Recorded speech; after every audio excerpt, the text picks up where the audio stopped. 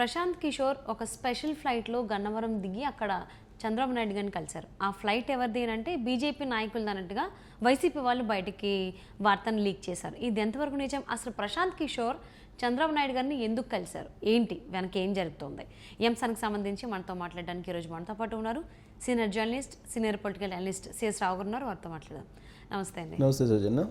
అసలు ప్రశాంత్ కిషోర్ గారు స్పెషల్ ఫ్లైట్లో వెళ్ళి, అది కూడా బీజేపీ వాళ్ళ ఫ్లైట్ తీసుకుని వెళ్ళి చంద్రబాబు నాయుడు గారిని ఎందుకు కలవాల్సి వచ్చింది గన్నవరంలో? సో ఫ్లైట్లకి బీజేపీ వాళ్ళ ఫ్లైటు, కాంగ్రెస్ ఫ్లైటు, లేకపోతే తెలుగుదేశం ఫ్లైటు, లేకపోతే జనసేన ఫ్లైట్ ఇలా ఉండవు. ఫ్లైట్లు ఎవరికైనా ఫ్లైట్ ఉన్నా కానీ అది అద్దెకి ఇస్తుంటారు, అది బిజినెస్. దానికి రాజకీయ రంగం పులవటం అనేది వైఎస్ఆర్ కాంగ్రెస్ పార్టీకే చెల్లింది. వైఎస్ఆర్ కాంగ్రెస్ పార్టీకి సంబంధించినటువంటి సోషల్ మీడియాలో ఇది ప్రచారం జరుగుతుంది. ప్రశాంత్ కిషోర్ వచ్చినటువంటి ఫ్లైట్ అనేది అది బీజేపీకి సంబంధించినటువంటి ఒక నాయకుడిది. అది ఎవరిదంటే సీఎం రమేష్ ఒక ఫ్లైట్ ఉంది, ఆ సీఎం రమేష్ ఫ్లైట్ వేసుకుని వచ్చారు. ఎవరెవరు వచ్చారు ఆ ఫ్లైట్లో అని అంటే వచ్చినటువంటి వాళ్ళు నారా లోకేష్, కిలారి రాజేష్, ప్రశాంత్ కిషోర్, శాంతన్ సింగ్, ఎం శ్రీకాంత్, వీళ్ళు వచ్చారు. ఆ ఫ్లైట్లకి సంబంధించి కెప్టెన్ ఎవరంటే రమణ్ పంజ్వానీ, కెప్టెన్ సాగర్. రమణ్ పంజ్వానీ, కెప్టెన్ సాగర్ వీళ్ళు ఫ్లైట్ నడిపింది. సో అంటే వచ్చినటువంటి వాళ్ళు 5గురు. వాళ్ళలో లోకేష్, ప్రశాంత్ కిషోర్, కిలార్ రాజేష్, శాంతన్ సింగ్, ఎం శ్రీకాంత్. వీళ్ళు లోకేష్ టీం అని చెప్పి అనుకుంటున్నారు. ప్రశాంత్ కిషోర్ కాకుండా మిగతా వాళ్ళు రాజేష్ కానీ, లేదంటే మిగిలినటువంటి శాంతన్ సింగ్ కానీ, ఎం శ్రీకాంత్ కానీ. సో స్పెషల్ ఫ్లైట్ వేసుకొని హైదరాబాద్ నుంచి గన్నవరం వెళ్ళి, గన్నవరం నుంచి నేరుగా ఉండవల్లిలో ఉన్నటువంటి చంద్రబాబు నాయుడు ఇంటికి ప్రశాంత్ కిషోర్, నారా లోకేష్ వెళ్ళారు. చంద్రబాబు నాయుడిని కలిశారు. చంద్రబాబు నాయుడుతో దాదాపుగా 3.5 గంటల పాటు భేటీ అయ్యారు అని చెప్పి తెలుస్తుంది. సో ఈ భేటీకి సంబంధించి ఒక్కొక్కరు ఒక్కొక్క రకంగా తీసుకుంటూ ఉంటే వైఎస్ఆర్ కాంగ్రెస్ పార్టీ మరొక రకంగా తీసుకుంటుంది. ఎలా తీసుకుంటుంది? అసలు రాబోయేటువంటి రోజుల్లో తెలుగుదేశం పార్టీ, జనసేన ఈ రెండు అసలు కలిసి ఉండేటువంటి అవకాశం ఉందా అనేటువంటి ఒక క్వశ్చన్.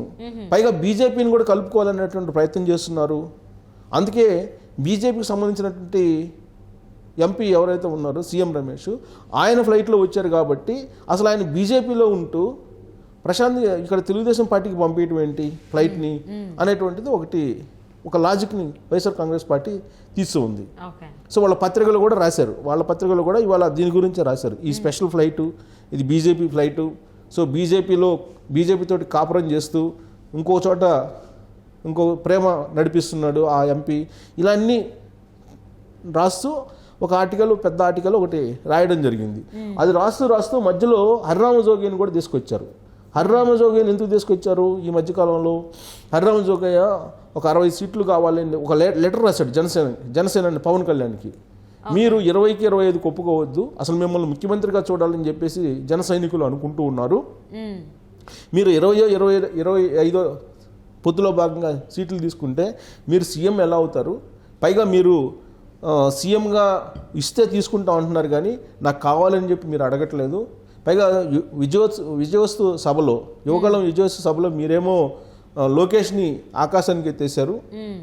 సో మీరు సీఎంగా చంద్రబాబు నాయుడిని అంగీకరించారని చెప్పేసి లోకేష్ చెప్తున్నాడు ఇంటర్వ్యూలో. అంటే మీరు అంగీకరించారా? చంద్రబాబు నాయుడిని సీఎం చేయడానికే మీరు జనసేన పార్టీని పెట్టారా అని చెప్పి అనుకుంటున్నారు జన సైనికులందరూ అని హరిరామ జోగి ఒక లెటర్ రాశాడు. ఆ లెటర్ని ప్రస్తావిస్తూ వాళ్ళ మీడియాలో, వైఎస్ఆర్ కాంగ్రెస్ పార్టీ మీడియాలో ఒక పెద్ద కాలం రాయటం జరిగింది. సండే కాలం, ఒక సండే కాలం రాశారు. సండే కాలం రాసి వీళ్ళిద్దరి మధ్య అసలు పొత్తు ఏంటి, పొత్తు పెట్టుకుంటే సీఎం షేరింగ్ కూడా పెట్టుకోవాలి కదా అనే యాంగిల్లో వాళ్ళు దాన్ని రంగరించి మొత్తం రాసి, సో రాబోయేటువంటి రోజుల్లో అసలు వీళ్ళు ఏం చేయదలుచుకున్నారు, వైఎస్ఆర్ కాంగ్రెస్ పార్టీని ఎదుర్కోవడానికి జనసేన, తెలుగుదేశం పార్టీ బలం చాలనందువల్లనే బీజేపీతో కూడా కలవాలనుకుంటున్నారా, లేదు అసలు బీజేపీ కాకుండా మళ్ళీ కాంగ్రెస్ పార్టీతో కలవడానికి తెర వెనుక ఉన్న పావులు గదుపుతున్నారా అనేటువంటి యాంగిల్ రాస్తూ ఇండియా కూటమిలో భాగస్వామ్యం కావడానికి ప్రశాంత్ కిషోర్ని అప్రోచ్ అయ్యారు. అందుకే ప్రశాంత్ కిషోర్ వచ్చారు అని చెప్పి రాస్తూ బీజేపీకి సంబంధించినటువంటి లీడరు ఫ్లైట్లో వచ్చి ఇండియా కూటమిలో తెలుగుదేశం పార్టీని అటాచ్ చేయడానికి వచ్చారు. సో ఒకవైపు బీజేపీతో ఇంకొక వైపు కాంగ్రెస్తో పార్టీ కలిసి వెళ్ళాలని కన్నుగొడుతున్నారు. దాంట్లో మరొక యాంగిల్ని కూడా తీశారు. సో ఇలా ఒక ప్రత్యేకమైనటువంటి కాలంని వైఎస్ఆర్ కాంగ్రెస్ పార్టీ పత్రికలో రాయడం జరిగింది. అది ఈ ఫ్లైట్ని రాజకీయ కోణంలో చూపడం ఒక ఎత్తు అయితే, మరోవైపు ఈ పొత్తులకు సంబంధించి విచ్ఛిన్నం కాబోతుంది, ఈ పొత్తు నిలబడేటువంటి పొత్తు కాదు అనేటువంటి యాంగిల్లో దాన్ని ప్రొజెక్ట్ చేశారు. ఎందుకు నిలబడేటువంటి అవకాశం లేదని అంటే, కాంగ్రెస్ పార్టీతోటి లేదా ఇండియా కూటమితోటి టచ్లో ఉండటానికే చంద్రబాబు నాయుడిని అటువైపు మలపడానికే ప్రశాంత్ కిషోర్ వచ్చారు అనేది రాస్తూ, ఒకవేళ అదే జరిగితే కనుక పవన్ కళ్యాణ్ ఇప్పుడు తెలుగుదేశం పార్టీతో ఉంటారా లేదంటే బీజేపీతో ఉంటారా అనేటువంటి ఒక లాజిక్ పాయింట్ని తీశారు. సో ఇప్పుడు ఆల్రెడీ జనసేన తెలుగుదేశం పార్టీతో ఉన్నారు, పొత్తు ప్రకటించారు. ఇంకొక వైపు బీజేపీతో కూడా పొత్తులో ఉన్నారు తెలంగాణలో. సో ఇప్పుడు ఏపీలో బీజేపీ కలిసి వస్తుంది అనేటువంటి యాంగిల్లో ఆలోచిస్తున్నాడు పవన్ కళ్యాణ్. కానీ ఇప్పుడు ప్రశాంత్ కిషోర్ ఆలోచన ప్రకారం ప్రశాంత్ కిషోర్ ఇండియా కూటమిలో కనుక తెలుగుదేశం పార్టీని లాగేటువంటి ప్రయత్నంలో ఇప్పుడు పవన్ కళ్యాణ్ అసలు అక్కడే ఉంటారా తెలుగుదేశం పార్టీతో, లేదా డిటాచ్ అవుతారా అనేటువంటి యాంగిల్లో పలు అనుమానాలను వ్యక్తం చేశారు. అందుకే హరిరామజోగి లాంటి వాళ్ళు లెటర్ రాసి కనీసం 60 స్థానాలు లేకుండా తెలుగుదేశం పార్టీతో పొత్తు వద్దు అనేటువంటి డిమాండ్ చేస్తున్నారు.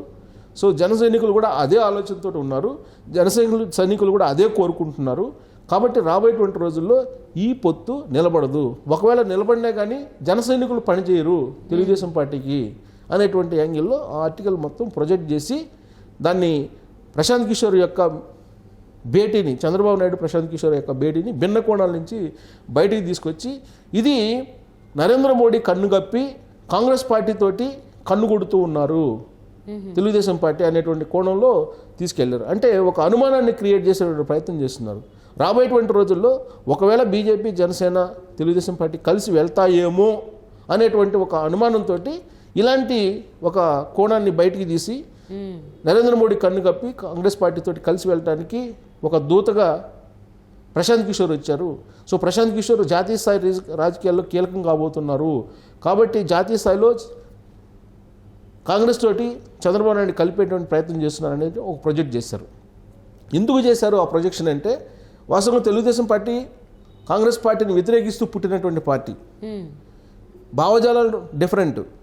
ఒకసారి తెలుగుదేశం పార్టీ కాంగ్రెస్ పార్టీ పొత్తు పెట్టుకొని తెలంగాణలో విఫలం చెందాయి. 2018 అసెంబ్లీ, 2019 లోక్సభ ఎన్నికల్లో విఫలం చెందాయి. ఆ రోజున కూడా జాతీయ స్థాయిలో కీలకం కావాలని చెప్పి రాహుల్ గాంధీ తోటి చేయగలిపారు చంద్రబాబు నాయుడు. టోటల్గా నష్టపోయారు ఆయన. సో అలాంటి పొత్తుతోటి ఎప్పుడు కూడా ఒప్పుకోరు చంద్రబాబు నాయుడు, ఎందుకంటే గత అనుభవాలు ఉన్నాయి కాబట్టి. కానీ ఈసారి కూడా కాంగ్రెస్ పార్టీతో కలిసి వెళ్ళడానికి, లేదంటే పరోక్షంగా టచ్లో ఉండడానికి, తెర వెనుక రాజకీయాలు నడపడానికి చంద్రబాబు నాయుడు సిద్ధంగా ఉన్నారు అనేటువంటి ఒక ఒపీనియన్ వచ్చేలాగా ఆర్టికల్ని వార్చారు ఆదివారం సందర్భంగా.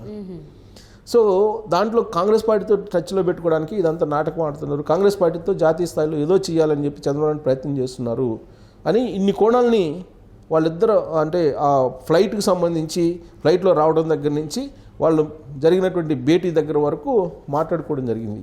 ఇంకొకటి ఏంటంటే, ప్రశాంత్ కిషోర్తో అసలు ఎలా కలుస్తాడు. 2019లో ప్రశాంత్ కిషోర్ రాజకీయ వ్యూహాలతోటి మేము ఎన్నికలకు వెళ్తే తప్పుపట్టినటువంటి చంద్రబాబు నాయుడు ఒక డెకాయిట్ అని చెప్పి ప్రశాంత్ కిషోర్ని వ్యాఖ్యానించినటువంటి చంద్రబాబు నాయుడు ఇప్పుడు అసలు ఎలా భేటీ అవుతాడు అనేటువంటి ఒక క్వశ్చన్, ఒక ప్రశ్న లేవదీయటం జరిగింది. అంటే ప్రశాంత్ కిషోర్ గారు తనకు తానుగా వెళ్ళారా, లేకపోతే ఎవరన్నా చెప్తే వెళ్ళారా, లేకపోతే చంద్రబాబు పిలిస్తే వెళ్ళారా? సో ఇప్పుడు ప్రశాంత్ కిషోర్ జాతీయ స్థాయి రాజకీయాల్లో కీలకం కావాలనుకుంటున్నారు. అంటే రాబోయే 2 రోజుల్లో మోడీకి ప్రత్యామ్నాయాన్ని ఏర్పాటు చేయాలనేది ఒక ఆలోచన ఆయనకి. దానికి నేరుగా చంద్రబాబు నాయుడిని కలవడానికి అవకాశం లేనటువంటి పరిస్థితుల్లో లోకేష్ ద్వారా వచ్చి కలిసి ఉంటాడనేది ఒక వర్షన్ వినిపిస్తుంది. లేదు జగన్మోహన్ రెడ్డికి ప్రశాంత్ కిషోర్కి బెడిసింది. సో తెలుగు రాష్ట్రాల మీద పట్టు కావాలంటే కనుక చంద్రబాబు నాయుడుతో కలిస్తే బాగుంటుంది అనేటువంటి యాంగిల్లో తెలుగుదేశం పార్టీ జనసేనకు సంబంధించినటువంటి ప్యాకేజీ వ్యవహారం అనేది సింగపూర్ కేంద్రంగా జరిగిందనేది వైఎస్ఆర్ కాంగ్రెస్ పార్టీ పత్రిక చెబుతున్నటువంటి మాట.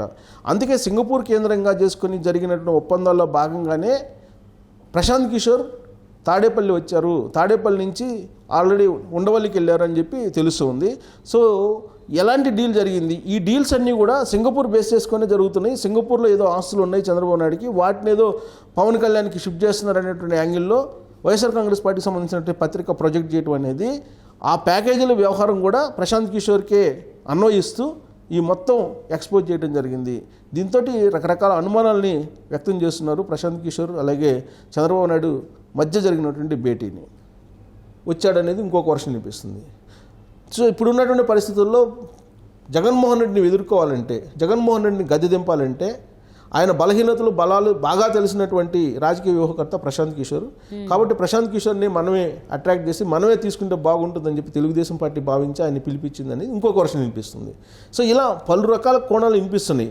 బట్ వైఎస్ఆర్ కాంగ్రెస్ పార్టీ పత్రిక రాసినటువంటి కాలంలో మాత్రం కాంగ్రెస్ పార్టీతో కలపడానికి ప్రశాంత్ కిషోర్ వచ్చారు అనేటువంటి యాంగిల్లో ప్రొజెక్ట్ చేశారు. కానీ ప్రశాంత్ కిషోర్ బీజేపీకి కదా జనరల్లీ వర్క్ చేసేది. చేస్తున్నారు, బీజేపీకి కాదు.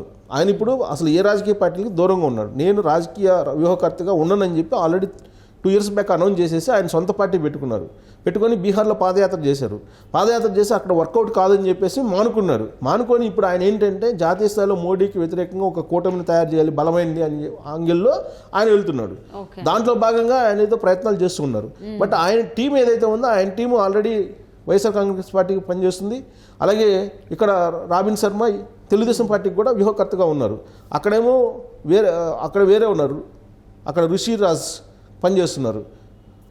రాబిన్ శర్మ ఏమో ఇక్కడ పనిచేస్తున్నాడు తెలుగుదేశానికి. వైఎస్ఆర్ కాంగ్రెస్ పార్టీకి ఋషిరాజ్ టీం పనిచేస్తుంది. ఇద్దరు ఐపాక్కి సంబంధించినటువంటి టీమే. ఇక్కడ ఐపాక్కి సంబంధించిన టీమే. సో ఇప్పుడు ప్రశాంత్ కిషోర్ ఎందుకు వచ్చారంటే జాతీయ రాజకీయాల గురించి మాట్లాడడానికి వచ్చాడనేది వినిపిస్తుంది.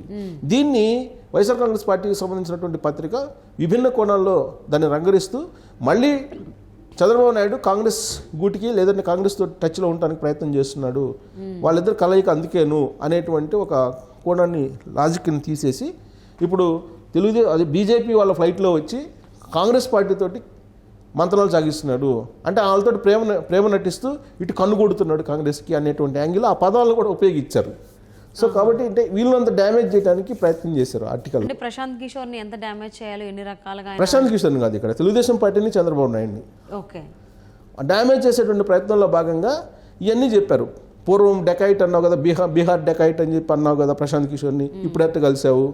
సో బీహార్ రాజకీయం ఇక్కడ చల్లదని చెప్పి అన్నావు కదా, ఇక్కడ అల్లకొల్లాలు సృష్టిస్తారు, కుల విభేదాలు ప్రాంతీయ విభేదాలు రెచ్చగొడతారు, అల్లకొల్లాలను చేస్తారు, ఇలాంటి వాళ్ళు ఉండకూడదని చెప్పావు కదా, అలాంటి వాడిని ఎందుకు నువ్వు భేటీ అయ్యావు అనే క్వశ్చన్ చేస్తూ ఆర్టికల్ ప్రొజెక్ట్ చేయడం జరిగింది. ఓకే, అంటే ప్రశాంత్ కిషోర్ స్పెషల్ ఫ్లైట్లో రావడమే కాకుండా దాంట్లో నారా లోకేష్ కూడా ఉండడం, ఇద్దరు కలిసి చంద్రబాబు నాయుడిని కలవడం, అసలు ఎందుకు ఈ మీటింగ్ జరిగేదని దానికి సంబంధించి చూస్తే పలు రకాల ఎవరికి కావాల్సిన కోణాన్ని వాళ్ళు తీసేసుకుంటున్నారు. పలు రకాల భిన్నాభిప్రాయాలు వినిపిస్తూ ఉన్నాయి. అసలు ఏంటనేది ఇంకెవరికేం తెలియదు. ఎవరికి కావాల్సిన కోణం వాళ్ళు తీసుకుంటుంటే వైఎస్ఆర్ కాంగ్రెస్ పార్టీకి సంబంధించిన పత్రిక మాత్రం ఏం కనిపించిందంటే బీజేపీ ఫ్లైట్లో వచ్చి అక్కడ బీజేపీతో ప్రేమాయణం సాగిస్తున్నటువంటి పరిస్థితుల్లో బీజేపీకి సంబంధించిన ఎంపీ ఫ్లైట్లో వచ్చి ఇక్కడ కాంగ్రెస్ పార్టీతో కలిసే దానికి లైజనింగ్ చేస్తున్నారు. అంటే ప్రేమేమో బీజేపీ తోటి, కనుగొట్టడమేమో కాంగ్రెస్ తోటి అన్నట్టుగా రాశారు. ఓకే, సో అందుకే అన్న ఎందుకంటే ప్రశాంత్ కిషోర్ ఆల్మోస్ట్ బీజేపీకి కొంచెం అనుకూలంగానే ఉంటారనే టాక్ ఉంది కదా ఇప్పుడు.